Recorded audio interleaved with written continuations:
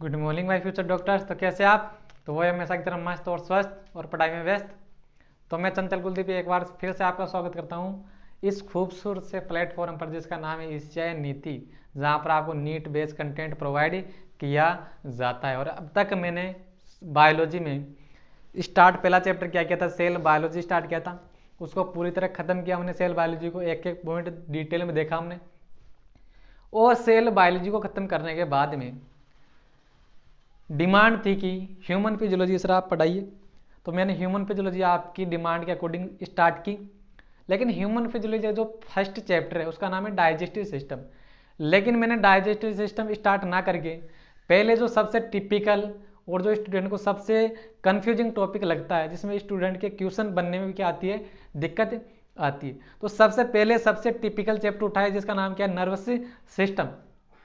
तो पूरा चैप्टर पढ़ने के बाद में, यहाँ से आपको चैप्टर पढ़ने के बाद में एक भी टॉपिक में कोई दिक्कत नहीं होगी। और एक एक क्वेश्चन जो अब तक नीट में एआई पीएमटी में पूछा गया है, एक एक क्वेश्चन आपके यहाँ पर बनेंगे, आपको कोई भी दिक्कत नहीं होने वाली। आपको तो करना क्या है, जैसे कोई टॉपिक खत्म हो तो आपके पास रेफरेंस बुक तो होगी।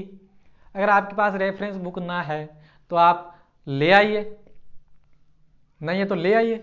और अगर नहीं है, आप अगर कैपेबल नहीं हो तो आप मेरे को बोल सकते हो, तो मैं डिस्क्रिप्शन बॉक्स में जो मॉड्यूल्स है एशियाई के, वो उनकी पीडीएफ आपको सेंड कर दूंगा, तो वहाँ से भी आप क्वेश्चन सोल्व कर सकते हो। ठीक है। और साथ में एक इंपॉर्टेंट बात मैं आपको बता दूं कि एनसीईआरटी की जो टेक्स्ट बुक है, इसके अलावा एक एनसीईआरटी एग्जाम्पलर बुक भी आती है। एनसीईआरटी एग्जाम्पलर बुक आती है, तो उस एनसीईआरटी एग्जाम्पलर बुक के भी आप क्वेश्चन सोल्व किया करो, क्योंकि वहां से बहुत ही इंपॉर्टेंट क्वेश्चन बनते हैं जो कि डायरेक्ट नीट में पूछे गए। आप अगर ला नहीं सकते हो, आप पीडीएफ भी डाउनलोड कर सकते हो गूगल पर से जा करके, तो वहाँ पर आपको मुश्किल से एक चैप्टर में 10-12 क्वेश्चन मिलेंगे, तो आप जल्दी जल्दी उनको क्या कर सकते हो, सोल्व कर सकते हो। अगर कोई क्वेश्चन नहीं बन रहा है आपसे तो कमेंट करके मेरे को बिल्कुल बताइए, तो मैं आपका क्या करूँगा, वही आंसर दूंगा। जैसे एनसीईआरटी बाउंसर सीरीज में आपको क्वेश्चन के आंसर देता हूँ। तो जो नर्वस सिस्टम है, हमने पिछले लेक्चर में स्टार्ट किया था। और पिछले लेक्चर में जब आपने लेक्चर फर्स्ट देखा होगा तो थंबनेल पर लिखा ही क्या था, soul touching lecture. Soul touching lecture मतलब ऐसा लेक्चर जो आत्मा को टच कर रहा है। मतलब हम पहले सिस्टम को स्टार्ट करने से पहले, चैप्टर को स्टार्ट करने से पहले उसकी आत्मा को टच करने की कोशिश करेंगे कि हमको यह फील आए अंदर से कि इस चैप्टर को पढ़ना क्यों हमको, और इस चैप्टर का हमारे, इस सिस्टम का हमारी बॉडी में क्या रोल है। जब आपको इस चैप्टर का इंपोर्टेंस या रोल बॉडी में समझ में आने लग जाएगा, तब आपके अंदर ऑटोमेटिक क्यूरियोसिटी डेवलप होगी कि यार ये तो हमको चैप्टर पढ़ना चाहिए, बहुत ही इंपॉर्टेंट चीज़ है, ये तो हमारी बॉडी में चल रही है। तो पिछले लेक्चर में क्या देखा था कि nervous system plus endocrine system क्या करते हैं, पूरी बॉडी के जितने भी ऑर्गन है उनको कोऑर्डिनेशन वे में क्या करते हैं, जोड़ करके रखते हैं, जिससे सारे के सारे ऑर्गन एक साथ परफॉर्म कर सके और बॉडी का होम्योस्टेसिस या बैलेंस बना रहे। अब आगे उसी कड़ी में आगे बढ़ते हुए बात करते हैं नर्वस सिस्टम या नर्वस टिश्यू की। नर्वस सिस्टम या नर्वस टिश्यू की। अब ये जो नर्वस सिस्टम या जो नर्वस टिश्यू है, उत्पत्ति में कैसा होता है, एक्टोडर्मल होता है। उत्पत्ति में कैसा होता है, एक्टोडर्मल। कितने प्रकार की सेल आती है इसमें, 2 प्रकार की सेल इंक्लूड है। एक का नाम है न्यूरॉन्स, और न्यूरॉन्स बोल दो या फिर आप इसको नर्व सेल भी बोल सकते हो। न्यूरॉन्स बोल सकते हो या फिर आप इसको नर्व सेल भी बोल सकते हो। लेकिन एक इंपॉर्टेंट चीज कि मैंने एक तो लिखा है न्यूरॉन और उसी का दूसरा नाम लिखा है नर्व सेल। लेकिन आप ऐसे मत बोल देना, सिर्फ आप उसको नर्व बोल करके मत छोड़ देना, नर्व बोल करके मत छोड़ देना, क्योंकि नर्व और नर्व सेल दोनों अलग अलग चीजें। और इन दोनों में मेजर डिफरेंस क्या होता है, ये एनसीईआरटी बाउंस सीरीज का एक टॉपिक है, वहां पर आपको अच्छी तरह से समझा रखा है कि नर्व का मतलब अलग है और न्यूरोन का मतलब अलग है। तो यहाँ पर एक तो क्या होती है, न्यूरॉन या नर्व सेल, और दूसरी जो सेल है उसका नाम है न्यूरोग्लियल सेल। 2 प्रकार की सेल है। उत्पत्ति में कैसी, एक्टोडर्मल। लेकिन नर्वस टिश्यू जो है वैसे तो कैसा होता है, उत्पत्ति में एक्टोडर्मल, लेकिन अपवाद स्वरूप एक न्यूरोग्लियल सेल है जिसका नाम है माइक्रोग्लियल सेल। देखो न्यूरोग्लियल जो सेल है ना, उसके भी आगे टाइप है, देखो धीरे धीरे आ रहे हैं। तो ये जो माइक्रोग्लियल सेल है ना, ये उत्पत्ति में कैसी होती है, मेसोडर्मल।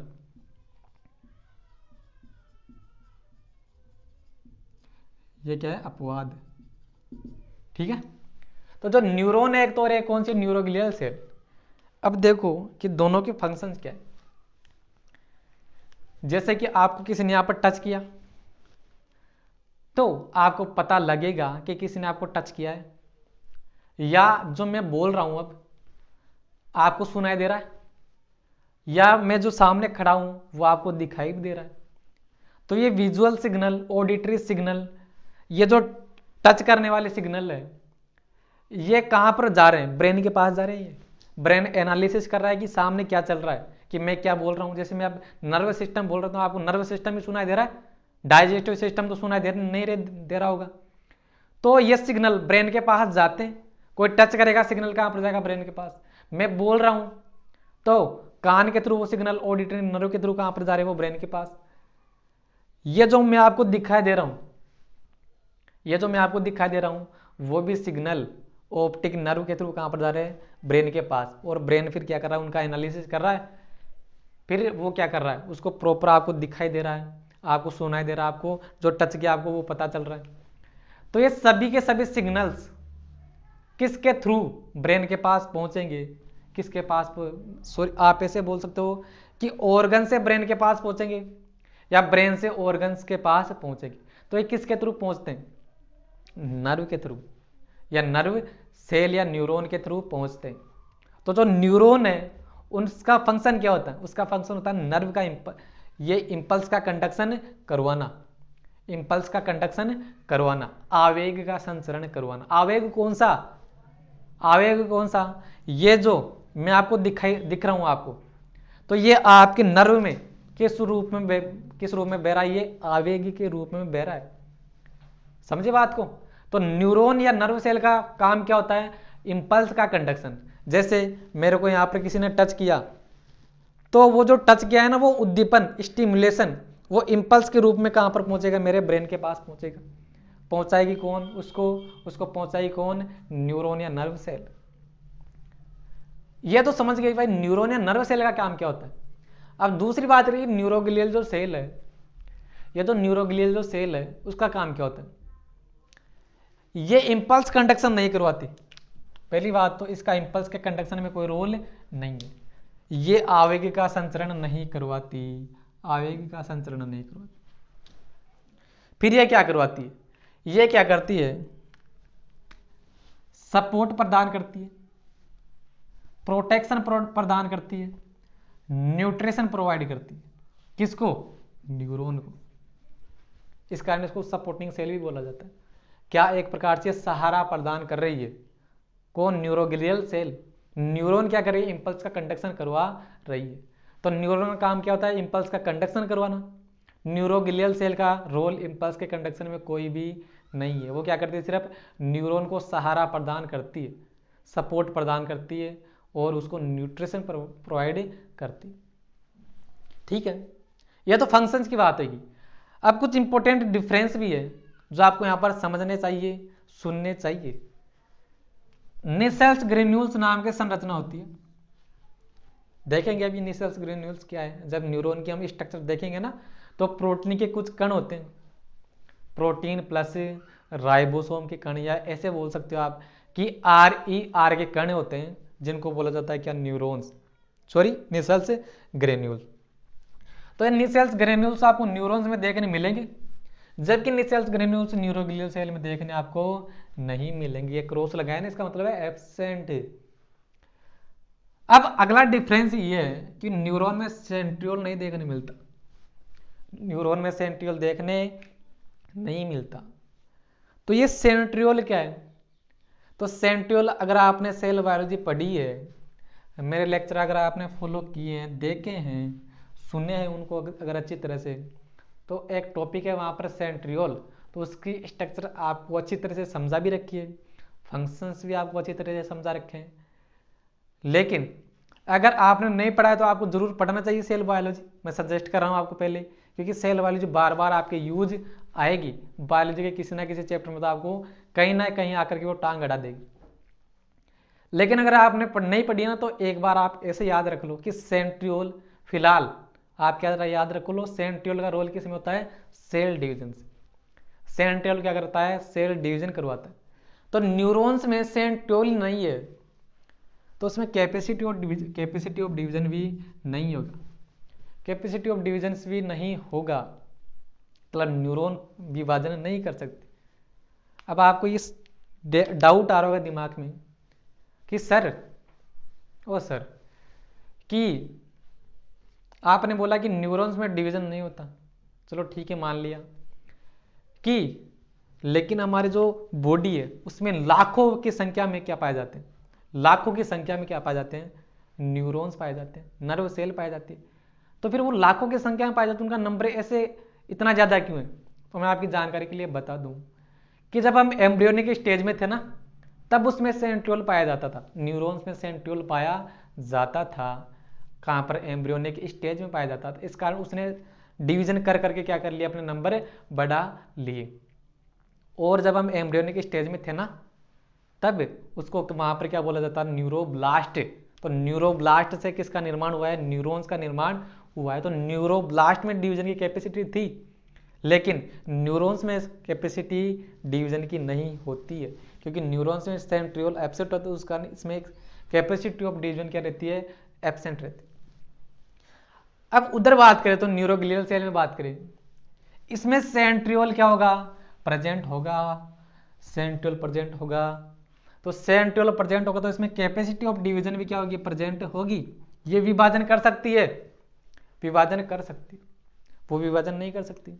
अब एक आपने नाम सुना होगा, कैंसर या ट्यूमर। तो ट्यूमर क्यों हो जाता है, एक गांठ सी बन जाती है ना, तो वो ट्यूमर में क्या होता है कि सेल जो है उसमें अनकंट्रोल डिवीजन होने लगता है।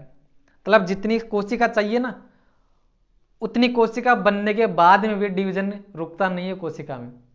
इस कारण वहां पर कोशिका का नंबर ज्यादा बढ़ जाता है और वहां पर एक गांठ का, अर्बुद का या ट्यूमर का निर्माण हो जाता है। तो अगर ऐसे मान लो कि इसमें डिवीजन की कैपेसिटी है, अब इसमें जो डिवीजन हो रहा है वो कैसा हो जाए, अनकंट्रोल्ड हो जाए, मतलब डिवीजन रुके ही नहीं। तो ड्यू टू अनकंट्रोल्ड डिवीजन, किसमें, न्यूरोग्लियल सेल में क्या होने लगता है, ब्रेन ट्यूमर। आपने नाम सुना है ना, ब्रेन ट्यूमर। तो ब्रेन ट्यूमर क्यों होता है, इसी न्यूरोग्लियल सेल के अनकंट्रोल्ड डिवीजन के कारण। और ब्रेन ट्यूमर को पढ़े लिखे लोग क्या बोलते हैं, ग्लियोमा, क्या बोलते हैं, ग्लियोमा। ओमा वर्ड जो किसके लिए यूज किया जाता है, ट्यूमर के लिए, कैंसर के लिए। तो ब्रेन ट्यूमर किसके कारण होता है, न्यूरोग्लियल सेल में अनकंट्रोल्ड डिवीजन होने के कारण, जिसके कारण हो जाता है ब्रेन ट्यूमर। और ब्रेन ट्यूमर के लिए मेडिकल टर्म में क्या शब्द इस्तेमाल किया जाता है, ग्लियोमा। कौन सा होगा, ग्लियोमा। अगर कोई न्यूरोलॉजिस्ट बने तो आपको ये मौका मिलेगा ग्लियोमा का, इसको हटाने का मौका भी मिलेगा, किसी की जान बचाने का आपको मौका मिलेगा।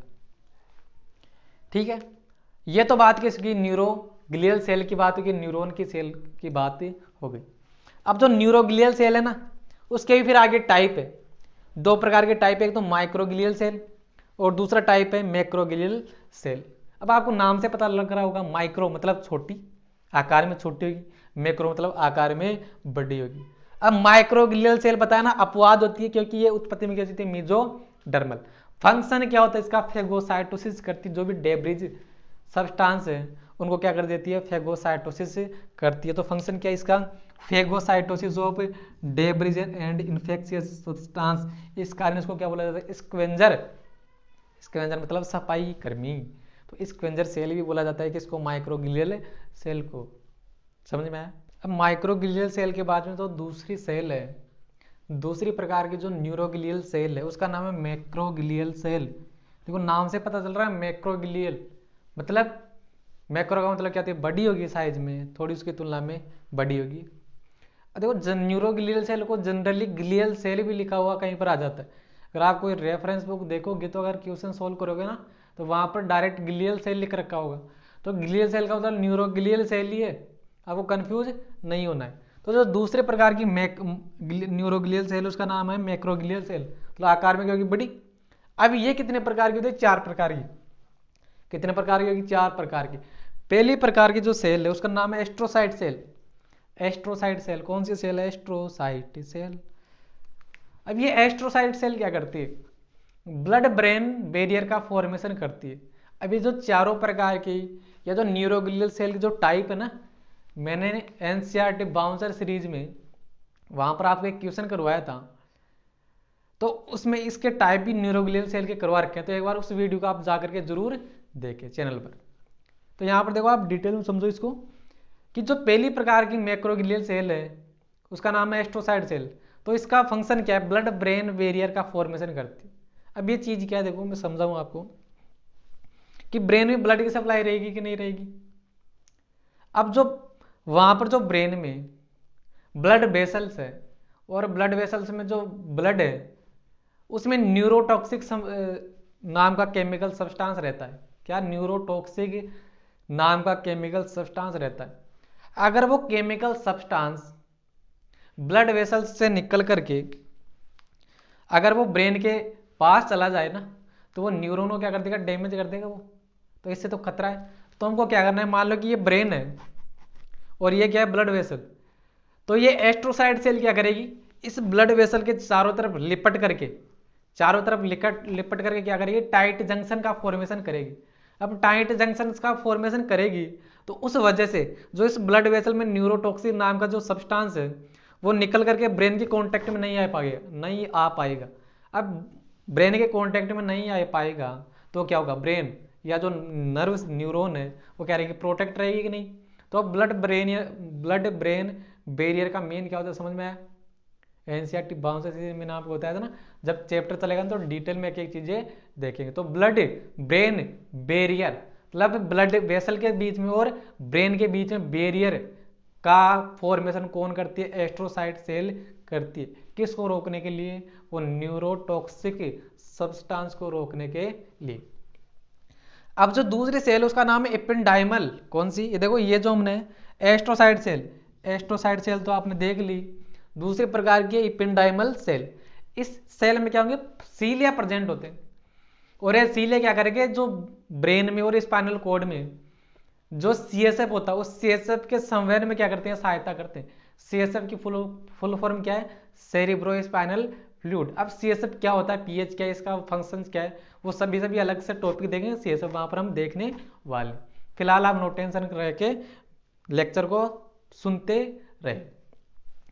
अब ये दो प्रकार की सेल के बाद में तीसरी और जो चौथी सेल है, देखो मैक्रोग्लियल सेल के दो टाइप, तीसरा और चौथा टाइप क्या है। तीसरा टाइप तो ओलिगोडेंड्रोसाइट। कौन सा साइट, ओलिगोडेंड्रोसाइट। नीट 2017 का क्वेश्चन है, ये। तो ओलिगोडेंड्रोसाइट क्या करती है, माइलिन शीथ का फॉर्मेशन करती है। लेकिन अब आपको तो एनसीईआरटी अगर आपने पढ़ रखी है ना, तो वहां पर तो डायरेक्ट लिख रखा है कि माइलिन शीथ का फॉर्मेशन तो स्वान सेल करती है। लेकिन अगर आप थोड़े कॉन्सेप्ट को बिल्ड करोगे, अपने नॉलेज को थोड़ा सा बढ़ाओगे, तो आपकी जानकारी के लिए मैं बताऊं कि माइलिन शीथ का फॉर्मेशन सीएनएस में तो कौन करती है, ओलिगोडेंड्रोसाइट। ठीक है, माइलिन शीथ का फॉर्मेशन कौन करती है, ओलिगोडेंड्रोसाइट। कहां पर, सीएनएस में, सेंट्रल नर्वस सिस्टम में।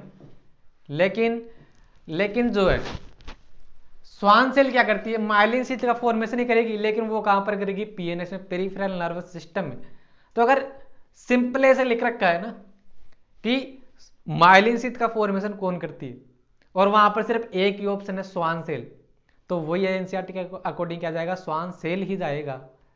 लेकिन वहां पर अगर माइलिन शीथ के फॉर्मेशन के रिगार्डिंग स्वान सेल का नाम भी आ रहा है, ओलिगोडेंड्रोसाइट का भी नाम आ रहा है, तो फिर वो डिपेंड करेगा कि वो किसकी बात कर रहा है, सेंट्रल नर्वस सिस्टम में पूछ रहा है या पेरिफेरल नर्वस सिस्टम में आपसे पूछ रहा था। नीट 2017 का क्वेश्चन यही था, स्टेटमेंट था एक ही, माइलिन शीथ का फॉर्मेशन करती है ओलिगोडेंड्रोसाइट और स्वान सेल। तो यही ऑप्शन क्या था, करेक्ट था। अगर 2017 का कोई आपके पास रेफरेंस बुक है तो वहां पर नीट 2017 के क्वेश्चन आप जाकर के देखोगे ना तो आपको पता लगेगा।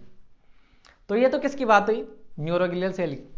तो नर्वस सिस्टम या जो नर्वस टिश्यू है वो दो प्रकार की सेल से बना, न्यूरॉन एक तो और एक न्यूरोग्लियल सेल। दोनों में डिफरेंस देख लिए, न्यूरोग्लियल सेल के टाइप देख लिए। अब न्यूरोग्लियल सेल की कहानी खत्म होती है यहीं पर इसको आप क्या दे दोगे, विराम दे दोगे। इससे ज्यादा इसके बारे में, न्यूरोग्लियल सेल के बारे में आपको कुछ भी जानना नहीं है। एनसीईआरटी में न्यूरोग्लियल सेल के बारे में सिर्फ स्वान सेल के बारे में लिख रखा है, और वो भी क्या लिख रखा है कि वो किसका फॉर्मेशन करती है, माइलिन शीथ का फॉर्मेशन करती है। इसके अलावा न्यूरोग्लियल सेल के बारे में कोई भी बात नहीं की गई। अब न्यूरोग्लियल सेल की कहानी खत्म हुई यहां पर। अब हमारी जो आगे की कहानी है वो मेनली रहेगी किस पर, पहले तो हम समझेंगे न्यूरॉन को या नर्व सेल को समझेंगे। पहले इसकी पूरी पूरी स्ट्रक्चर को हम समझने वाले हैं और उसके बाद में फिर आगे चैप्टर को रन करेंगे। तो आप इसको लिखने के बाद में इसको नोट कर लो, इसको भी नोट कर लो और आप फिर नई हेडिंग डाल लो जिसको हम डिटेल में यहाँ पर देखने वाले हैं, जिसका नाम है न्यूरॉन या नर्व सेल। ठीक है, तो आपने इसको नोट भी कर लिया होगा, एक बार इसको आप अच्छी तरह से एनालिसिस कर लो, देख लो, समझ लो, फिर आगे चलते हैं। तो ये आपने इसको देख लिया होगा, नोट कर लिया होगा। आगे कहानी स्टार्ट करते हैं फिर हम यहाँ से न्यूरॉन या नर्व सेल से। अब ये स्ट्रक्चरल और फंक्शनल यूनिट है किसकी, नर्वस सिस्टम की। Structural and functional unit of nervous system, क्योंकि ये इंपल्स कंडक्शन का क्या करती है, फंक्शन करती है। ठीक है, और नर्वस सिस्टम का तो काम ही क्या है, सूचनाओं का आदान प्रदान करना। तो उस आदान प्रदान में मेन इंपॉर्टेंट रोल कौन निभा रही है, न्यूरॉन या नर्व सेल।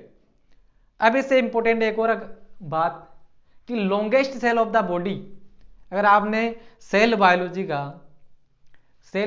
का तीसरा लेक्चर देखा है, उसको सुना भी है, तो आपको अगर वहां पर पता चलेगा कि मैंने सेल की साइज एंड शेप आपको बता रखी, तो वहां पर आया था ना longest cell of the human body, eukaryotic cell के बारे में बात करें तो वो कौन होती है, न्यूरॉन होती है। तो ये क्या थी, न्यूरॉन से रिगार्डिंग एक इंपॉर्टेंट बात।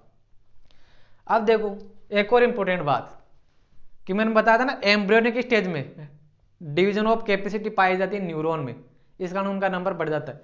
तो formation of neuron by neuroblast cell, तो ये न्यूरॉन का फॉर्मेशन करने वाली सेल का नाम क्या होता है, न्यूरोब्लास्ट। देखो जहां पर भी पीछे सेल के लगा जाएगा ब्लास्ट, उसका मतलब होगा कि वो फॉर्मेशन करेगी, और पीछे लगा हुआ आ जाएगा क्लास्ट, तो मतलब वो क्या करेगी, तोड़ेगी। जैसे कि ओस्टियोब्लास्ट मतलब ओस्टियोसाइट सेल का फॉर्मेशन करेगी, ओस्टियोक्लास्ट मतलब बोन की सेल है उनको क्या करेगी, डिस्ट्रॉय करेगी।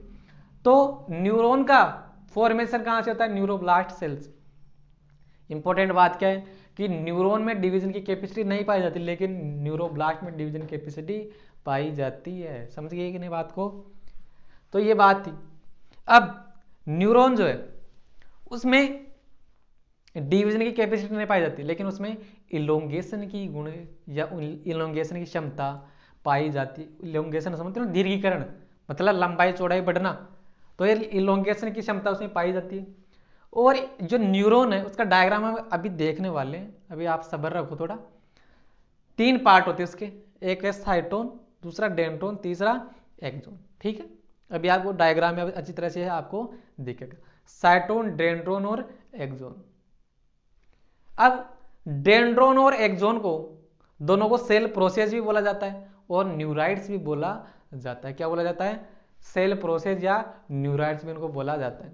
ठीक है, तो ये यहाँ तक इसकी बात थी न्यूरॉन या नर्व सेल की। तो ये थे कुछ इंपॉर्टेंट बातें थी इनके बारे में। अब इसके डायग्राम की ओर हम चलते हैं, तो मैं हट जाता हूँ, आप इसको नोट कर लो, फिर इस डायग्राम को देखते हैं, उसके बाद में उसकी पूरी पूरी स्ट्रक्चर को हम यहाँ पर नोट करेंगे। तो मैं साइड में हटा, यहाँ पर नोट कर लिया।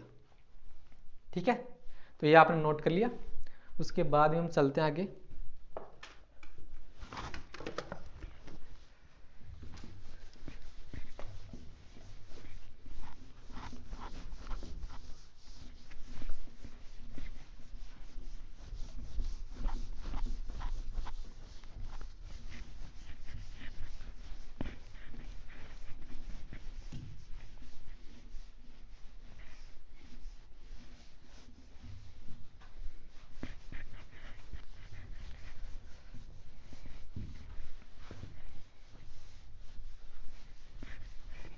तो देखो ये ऑनलाइन का एक एडवांटेज भी है कि आपको टाइम मिल जाता है।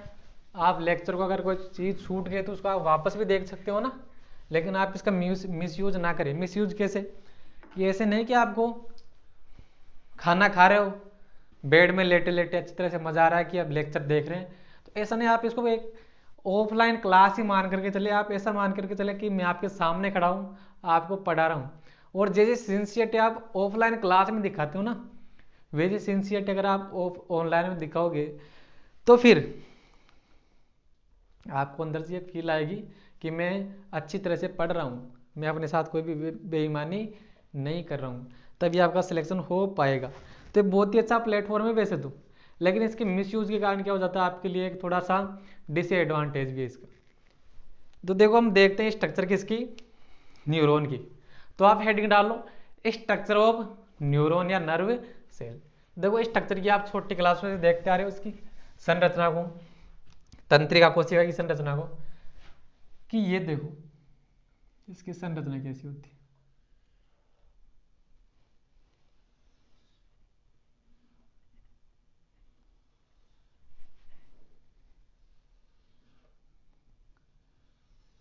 मैं आपके लिए बहुत ही प्यारा सा डायग्राम बना रहा हूँ, आप इसको अच्छी तरह से, जैसे जैसे मैं पहले आप डायग्राम को, मैं आपको बोलना चाहूँगा कि आप डायग्राम को बाद में बनाएं, पहले आप डायग्राम को धीरे धीरे करके एक एक इसको समझिए, और समझने के बाद में आप इसको धीरे धीरे नोट कर लेना, लेकिन पहले आप इस डायग्राम को समझने की कोशिश करोगे।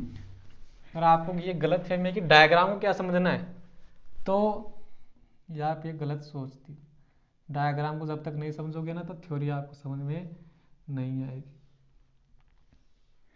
देखो ये क्या है, एक न्यूरॉन है, ठीक है, ये न्यूरॉन है।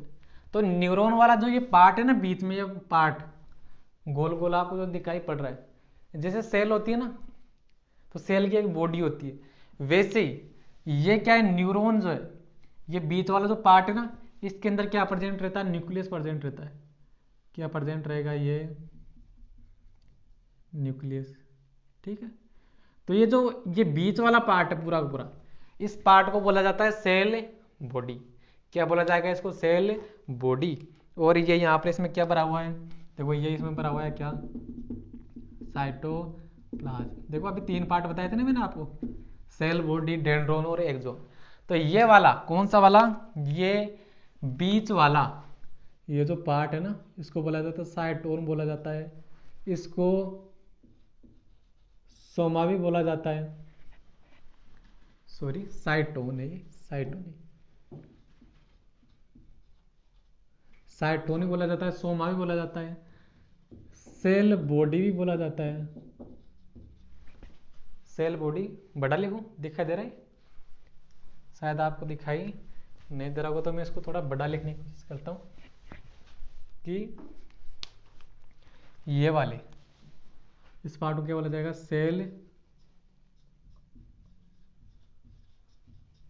ठीक है, सेल बॉडी बोला जा सकता है, इसको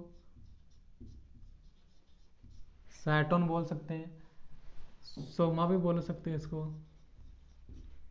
या इसको पेरी कैरियन भी बोला जा सकता है। कौन से वाले पार्ट को, ये वाला जो पार्ट है ना, ये बीच में जो दिखाई दे रहा है आपको, ये क्या है, cyton, soma, cell body, perikaryon. अब इसमें क्या क्या, अब इसमें क्या क्या, एक तो न्यूक्लियस प्रेजेंट रहता है, न्यूक्लियस प्रेजेंट रहता है, और साथ में कुछ सेल ऑर्गेनल्स भी इसमें प्रेजेंट, जो जितने सेल ऑर्गेनल सेल में होते हैं ना, अदर सेल में होते हैं, वो सेल ऑर्गेनल्स यहाँ भी पाए जाएंगे, mitochondria, endoplasmic reticulum, Golgi body, सारे के सारे यहाँ पर पाए जाएंगे, और सेल ऑर्गेनल्स भी प्रेजेंट रहेंगे यहाँ पर, न्यूक्लियस भी प्रेजेंट है ही, लेकिन एक सेल ऑर्गेनल यहाँ पर क्या रहता है, एब्सेंट रहता है, जिसका नाम क्या है, सेंट्रियोल। सेंट्रियोल क्या था यहाँ पर, एब्सेंट, ठीक है। अब अगर आप ध्यान से देखोगे ना, तो साइटोन से या सोमा से 2 प्रकार के, 2 नहीं संख्या में 2 नहीं, 2 प्रकार के फाइबर्स बोल लो आप उनको, या प्रवर्ध बोल लो, या प्रोसेस बोल लो, वो निकले हुए। कौन कौन से, देखो एक प्रकार के तो ये तो देखो ये निकले हुए ना, ये छोटे छोटे जो फाइबर्स, ये लाइक स्ट्रक्चर निकली हुई है, और एक लंबा सा फाइबर है, एक लंबा सा फाइबर ये। तो ये जो छोटे वाले प्रवर्ध या छोटे प्रोसेस है, इनको तो बोला जाता है डेंड्रोन। क्या बोला जाएगा, इनको डेंड्रोन बोला जाएगा।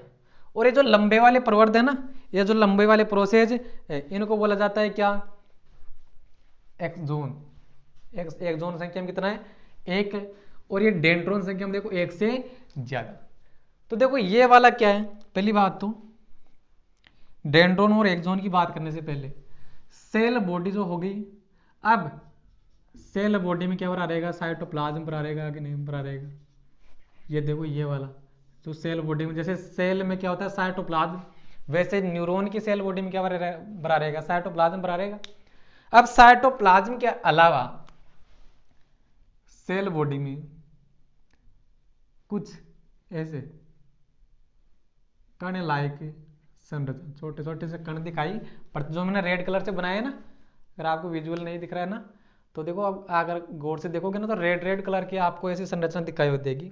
तो इस साइटोप्लाज्म में ऐसी संरचना दिखाई पड़ती है, तो इनको बोला जाता है निच सेल्स ग्रेन्यूल्स।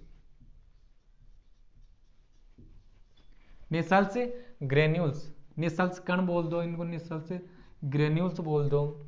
या देखो ये जो निसल्स ग्रेन्यूल्स है, इनका एक्चुअल में ये है क्या, जैसे कोई भी सेल होती है ना, तो सेल में एंडोप्लाज्मिक रेटिकुलम होती है ना, rough endoplasmic, smooth endoplasmic reticulum.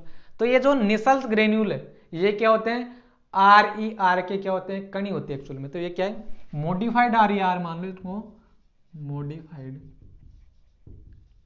RER, मतलब RER का मीन क्या है यहाँ पर, रफ एंडोप्लाज्मिक रेटिकुलम, खुरदरी अंतःपरिधीय जालिका, मतलब ऐसी अंतःपरिधीय जालिका जिस पर क्या जुड़े, राइबोसोम जुड़े होते हैं। तो निसल्स ग्रेन्यूल्स एक्चुअल में क्या होते हैं, RER के क्या होते हैं, टुकड़े या RER के कण होते हैं। अब आपसे ऐसे पूछ ले, क्वेश्चन ऐसा पूछ ले कि निसल्स ग्रेन्यूल्स किससे बने होते हैं, तो RER किससे बनी होती है, RER किससे बनी होती है, RER प्रोटीन प्लस राइबोसोम से। ठीक है, RER क्या करती है, फंक्शन किसका करती है, राइबोसोम उस पर चिपके रहते हैं, और वो क्या फंक्शन क्या करेगी, प्रोटीन का सिंथेसिस करती है। ठीक है, तो जैसे राइबोसोम किस किस से मिलकर के बने हुए हैं, RNA की और प्रोटीन के। अब राइबोसोम जुड़ेगा किस पर, आकर के जुड़ेगा वो एंडोप्लाज्मिक रेटिकुलम पर, तब उसको बोला जाएगा क्या, RER। तो ये RER क्या करेगी, छोटे छोटे टुकड़ों में टूट जाएगी, तो उसको यहाँ पर क्या बोला जा रहा है, निसल्स ग्रेन्यूल्स बोला जा रहा है। अब जैसे आपको अच्छी तरह से पता है कि इसका फंक्शन क्या होता है, RER का, RER का फंक्शन क्या होता है, RER का फंक्शन होता है प्रोटीन का सिंथेसिस करना। तो यहाँ पर निसल्स ग्रेन्यूल्स का भी फंक्शन क्या होगा, प्रोटीन का सिंथेसिस करेंगे। अरे करेंगे कि नहीं करेंगे। तो निसल्स ग्रेन्यूल्स क्या है, मॉडिफाइड RER है, और फंक्शन इनका क्या है, फंक्शन इनका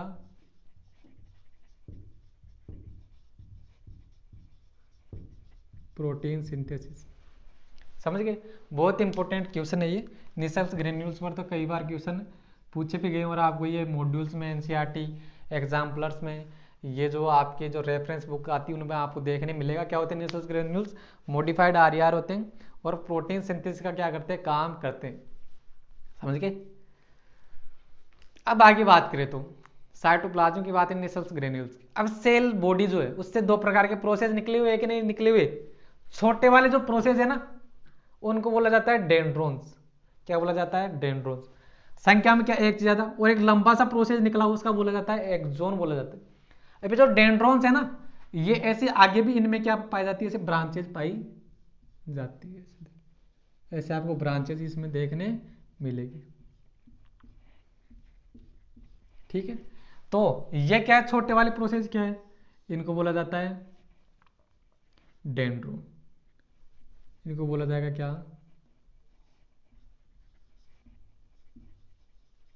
इनको बोला जाता है डेंड्रोन। ठीक है, अब डेंड्रोन पर जो शाखाएं निकली हुई है, ये देखो, ये एक तो ये क्या है, जो प्रोसेस निकले इसको बोला जा रहा है क्या, डेंड्रोन।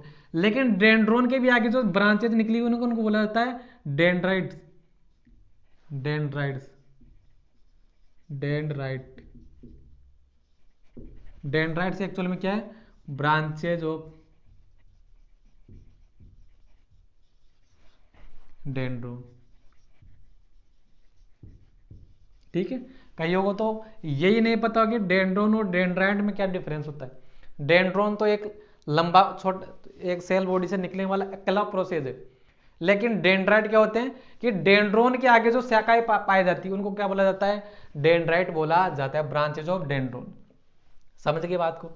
अब ये जो लंबे वाला जो फाइबर है, ये जो लंबे वाला फाइबर है ना, इसको बोला जा रहा है क्या, एक्सोन। तो ये क्या है, एक्सोन, ये पूरा पूरा। अब एक्सोन में क्या भरा रहेगा, एक्सोप्लाज्म भरा रहेगा।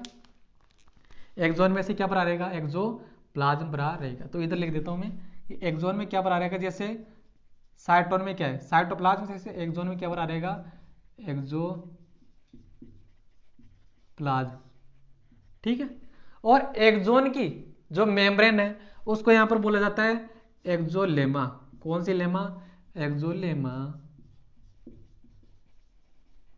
ऐसे नहीं लगता जैसे किसी लड़के का नाम हुई, एक्सोलेमा।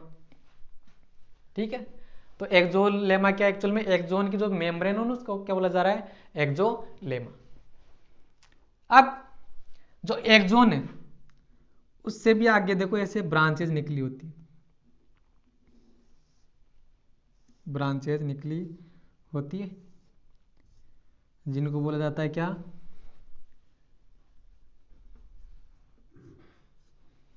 टीलोडेंड्रिया।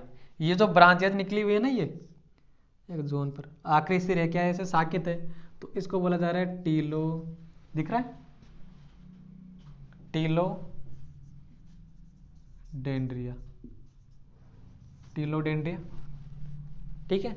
और टीलोडेंड्रिया के आखिरी सिरे पर ऐसे, आखिरी सिरा ऐसे फूला हुआ रहेगा, तो इनको बोला जाता है सिनेप्टिक नोब। क्या बोला जाएगा इनको, साइनेप्टिक नोब।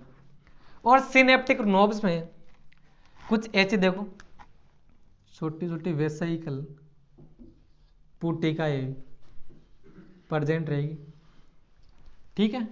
उन उन उसको बोला जाता है सिनेप्टिक वेसाइकल। क्या बोला जाता है उनको, सिनेप्टिक वेसाइकल। सिनेप्टिक नोब्स में क्या प्रेजेंट रहेगी, सिनेप्टिक वेसाइकल। ठीक है। और सिनेप्टिक वेसाइकल्स में क्या भरा रहता है, न्यूरोट्रांसमीटर नाम का केमिकल भरा रहता है। सिनेप्टिक वेसाइकल में क्या भरा रहेगा, न्यूरोट्रांसमीटर नाम का केमिकल। तो ये सिनेप्टिक वेसाइकल्स के अंदर क्या भरा हुआ है, ये वाला देखो, ये क्या बोला जा रहा है इनको, न्यूरो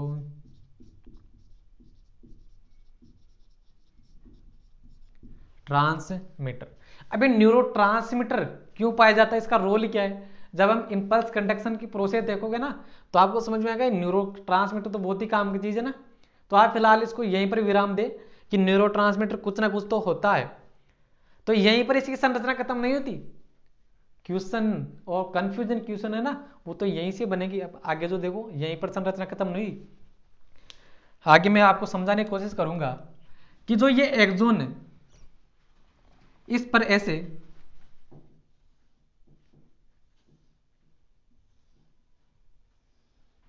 देखो,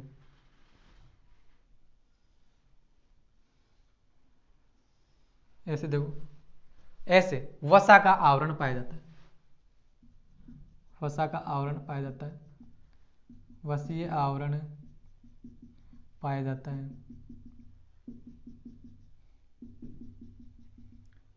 ये वाला।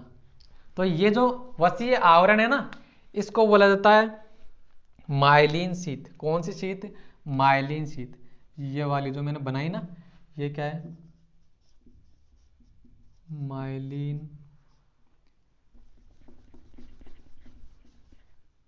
दिख रहा है, दिख रहा है, ये क्या है, माइलिन शीत है, ये वसा का आवरण है ये। लेकिन वह माइलिन शीत देखो कुछ कुछ जगह पर क्या है, एब्सेंट है। तो जहां पर माइलिन शीत एब्सेंट है ना, तो उस जगह को बोला जा रहा है क्या, उस जगह को बोला जा रहा है नोड ऑफ रेनवियर। देखो ये देखो बीच बीच में जहां पर माइलिन शीत एब्सेंट है तो उसको बोला जा रहा है नोड ऑफ रेनवियर। समझ गए, माइलिन शीत क्या है, वसा का आवरण होता है और वो कहीं कहीं पर एब्सेंट रहता है, जिसको क्या बोला जाता है, नोड ऑफ रेनवियर बोला जाता है। यहीं पर भी इसकी संरचना खत्म नहीं हुई। अब ये जो माइलिन शीत है ये एक विशेष प्रकार की सेल से घिरी रहती है। देखो ये एक विशेष प्रकार की सेल से घिरी रहती है।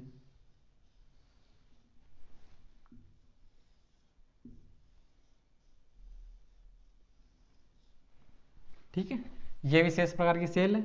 और ये इस सेल का क्या है, यहाँ पर आपको ये न्यूक्लियस देखो अच्छा खासा देखने, देखो यहाँ पर ये आपको इसका न्यूक्लियस देखने मिल रहा है सेल का। तो ये जो ब्लू कलर से मैंने बनाई है ना, जो माइलिन शीट को कवर कर रही है, माइलिन शीट किसको कवर कर रही है, एक्सोलेमा को। और माइलिन शीट को कवर कौन कर रहा है, माइलिन शीट को कवर कौन कर रहा है, ये जो ब्लू कलर की सेल मैंने बनाई है। अब यही तो क्वेश्चन है ना नीट 2017 का, नीट 2017 का ये क्वेश्चन है। तो ये जो ब्लू कलर से मैंने बनाई है ना, तो ये क्या, ये एक्चुअल में क्या ये है, Schwann cell. Schwann cell actual में जो माइलिन शीट बनी है ना, इसको भी बनाया किसने, स्वान सेल नहीं बनाया ये, तो ये स्वान सेल है। लेकिन कहीं कहानी यहीं पर खत्म थोड़ी होती है। स्वान सेल तो ये कहां पर पाई जाएगी, पीएनएस में। लेकिन क्या बताया ना थोड़ी देर पहले, ये ओलिगोडेंड्रोसाइट भी हो सकती है, ओलिगोडेंड्रोसाइट सेल। तो ये कहां पर पाई जाएगी, सीएनएस में। तो माइलिन शीट के चारों तरफ स्वान सेल कहां पर देखने मिलेगी आपको, पीएनएस में। लेकिन माइलिन शीट को सीएनएस में कवर कौन करेगी, उसका नाम होगा ओलिगोडेंड्रोसाइट सेल। समझ गए बात को। तो ये क्या करती है, ये दोनों सेल क्या करती है, माइलिन शीट का फॉर्मेशन करती है, माइलिन शीट का फॉर्मेशन करती है। समझ गए कि नहीं स्ट्रक्चर को। तो ये क्या है, ये पूरी पूरी स्ट्रक्चर है किसकी, ये स्ट्रक्चर है किसी न्यूरॉन की स्ट्रक्चर है। अब मैं कुछ 2-4 इंपॉर्टेंट नोट आपको और लिखा देता हूं। देखो यहीं से क्वेश्चन बनना स्टार्ट होंगे कि नोट में आपको क्या लिखाऊंगा, नोट में मैं आपको ये लिखाऊंगा कि ये जो माइलिन शीट,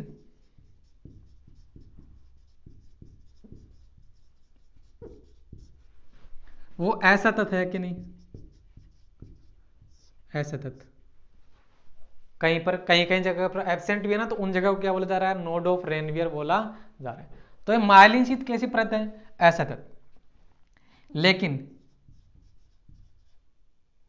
सॉरी, उससे पहले मैं आपको एक थोड़ा सा छोटा सा डायग्राम समझाने की कोशिश करूं कि नोट से पहले देखो कि ये जो आपको एक्सोन दिखाई दे रहा है, एक्सोन दिखाई दे रहा है, अगर मान लो कि मैंने यहां से इसको क्या किया, ऐसे यहां पर इसको क्या कर दिया, ऐसे कट कर दिया। और कट करने के बाद में मान लो कि ये एक्सोन था, एक्सोन था, मैंने इसको कैसे काटा, ऐसे काटा, और ऐसे काट के करने के बाद में आपको ऐसे करके दिखा रहा हूं। तो मैं इसका क्या बना रहा हूं, ट्रांसवर्स सेक्शन बना रहा हूं आपके सामने, ट्रांसवर्स सेक्शन, अनुप्रस्थ काट। तो ट्रांसवर्स सेक्शन आपको जब मैं दिखाऊंगा ना, तो देखो पहले तो ये आपको ये आपको एक्सोन दिखाई पड़ेगा। तो ये एक्सोन के अंदर सबसे अंदर क्या दिखाई देगा आपको, एक्सोप्लाज्म। ठीक है, एक्सोप्लाज्म के ये जो मेम्ब्रेन है ना, इसको क्या बोला जा रहा है, एक्सोलेमा। लेकिन एक्सोलेमा पर किसका आवरण चढ़ा हुआ है, उस आवरण को बोला जा रहा है क्या, उसी कलर से बना रहा हूं, रेड कलर से, उसको बोला जा रहा है क्या, माइलिन शीट। तो देखो ये क्या है, माइलिन शीट।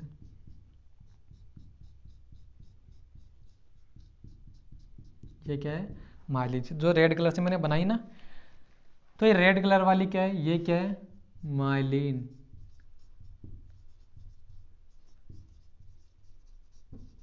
शीट। और माइलिन शीट पर भी एक आवरण और देखने आपको मिलेगा, वो आवरण किसका होगा, वो आवरण होगा स्वान सेल का आवरण होगा, वो कहां पर, पीएनएस में। तो जनरली जो क्वेश्चन पूछे जाते हैं ना, वो स्वान सेल पर ही आते हैं। लेकिन अगर ओलिगोडेंड्रोसाइट का नाम भी दे रखा है, तो आप उसके अकॉर्डिंग फिर आंसर का टिक लगाओगे। तो माइलिन शीट के ऊपर क्या देखने मिल रहा है, ये आपको, सॉरी, ये श्वान सेल देखने मिल रही है, लेकिन श्वान सेल की जो कवरिंग है उसको बोला जाता है क्या, न्यूरीलेमा। कौन सी लेमा, न्यूरीलेमा। न्यूरीलेमा एक्चुअल में क्या है, आपने अगर ये नाम सुना है ना न्यूरीलेमा, तो ये न्यूरीलेमा एक्चुअल में क्या है, जो श्वान सेल की कवरिंग है ना, श्वान सेल का आवरण है, उस श्वान सेल के आवरण को ही क्या बोला जाता है, न्यूरीलेमा। तो क्या है एक्चुअल में, कवरिंग ऑफ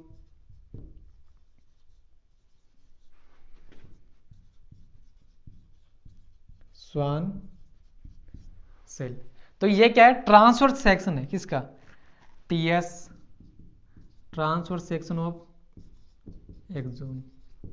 तो देखो ये मैंने जो ट्रांसवर्स सेक्शन बनाया है ना, ये ट्रांसवर्स सेक्शन उस जगह का बनाया है जहां पर माइलिन शीथ प्रेजेंट है, न्यूरीलेमा प्रेजेंट है। ये अगर मैं उस जगह का बनाऊं, नोड ऑफ रेनवियर वाले स्थान का जब ये ट्रांसवर्स सेक्शन में बनाऊंगा ना, तो वहां पर देखो एक्सोप्लाज्म भी आपको देखने मिलेगा, एक्सोलेमा देखने मिलेगी, नोड ऑफ रेनवियर की बात कर रहा हूं मैं, लेकिन वहां पर आपको ये माइलिन शीथ देखने नहीं मिलेगी, वहां पर आपको माइलिन शीथ देखने नहीं मिलेगी, वहां पर आपको श्वान सेल देखने मिलेगी, ओलिगोडेंड्रोसाइट सेल देखने मिलेगी, लेकिन आपको माइलिन शीथ देखने नहीं मिलेगी। तो मैंने जो डायग्राम बनाया ये एक्सोन का क्या है, ट्रांसवर्स सेक्शन बनाया, लेकिन उस जगह का बनाया जहां पर क्या है, माइलिन शीथ प्रेजेंट है। तो ये ट्रांसवर्स सेक्शन किसका है, एक्सोन का। तो आप इसको नोट कर लो, फिर इसके बाद में कुछ एक दो चीजें आपको और नोट करवाता हूँ, बहुत ही इंपॉर्टेंट चीजें हैं, वो दिमाग में जल्दी से आती नहीं है, ठीक है।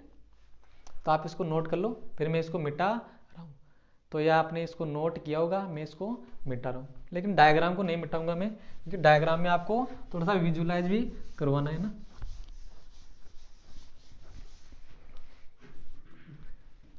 तो नोट में देखो मैं क्या लिखा रहा हूँ आपको, कि ये जो माइलिन शीथ है,